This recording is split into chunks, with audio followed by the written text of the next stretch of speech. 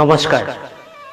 দেশ মাতৃত সেৱা কৰাৰ মনোবৃত্তিৰে এগৰাকী অসমীয়া যুৱ লেখক ভাৰতীয় সেনা বাহিনীত নিয়োজিত হৈ কাশ্মীৰৰ দৰে ঠাইত কৰ্মৰত থাকি কিছু সময় উলিয়াই নিজৰ কাব্যিক চৰ্চা অব্যাহত ৰাখিছে। তেখেতে কাব্যিক চৰ্চাৰ মাজতে ৰচনা কৰি উলিয়াইছে কেইবাটাও কবিতা। তাৰে এটি কবিতা মই পাঠ কৰিবলৈ ওলাইছোঁ। কবিতাৰ শিৰোনাম আমি সাজু, আপুনি সাজুনে? কবি ভাস্কৰ জ্যোতি কুটুম, পাঠ আতাউৰ ৰহমান। শুনিছোঁ দূৰদৰ্শন চেনেলবোৰত সঘনাই ভাৰত চীন যুদ্ধৰ চৰ্চাৰ কথা।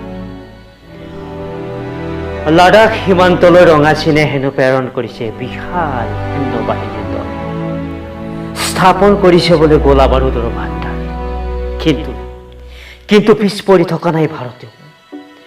গমন কৰিছে সৈনিকৰ দল, গোলা বাৰুদ অস্ত্ৰ শস্ত্ৰৰ সুসজ্জিত হৈ ভাৰত মাতৃক ৰক্ষাৰ বাবে। বাৰ্তা আহিছে আমাৰ কাৰ্যালয়তো, নিৰ্দেশ জাৰি কৰিছে সকলোকে মানসিক শাৰীৰিকভাৱে সাজু হ'বলৈ। ব্ৰিফিং হৈছে কঠিন সময়ৰ বাবে। আশা কৰা নাই হৌ তাহানিৰ চন 1962 মহাযুদ্ধৰ কথা।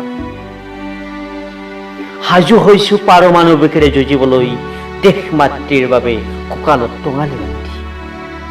ভয় কৰা নাই আপোনজনকো হেৰুৱাবলৈ।